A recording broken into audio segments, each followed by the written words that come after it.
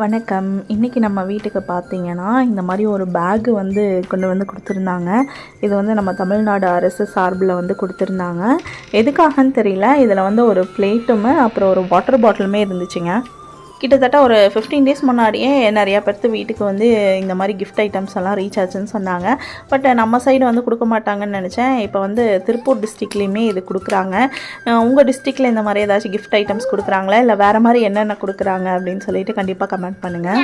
சில பேர் வந்து ஃப்ளாஸ்க், ஹாட் பாக்ஸ், அதுக்கப்புறம் ஒரு ட்ராவல் பேக் மாதிரியே கொடுத்ததெல்லாம் சொல்லியிருந்தாங்க.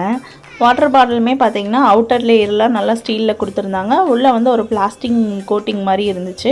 இனி ஹாட் பாக்ஸ் டைப்பாக என்னன்னு தெரியலிங்க, நம்ம யூஸ் பண்ணி பார்த்தா தான் தெரியும். லாஸ்ட் வீக் வந்து ஊருக்கு போயிருந்தேங்க. அம்மா வீட்டில் இருந்தப்போ இந்த மாதிரி வீடு தேடி வரும் ரேஷன் கடை திட்டம்னு சொல்லிட்டு ஒரு சின்ன வேனில் வந்து அரிசி, பருப்பு, சர்க்கரை இதெல்லாமே கொடுத்துருந்தாங்க.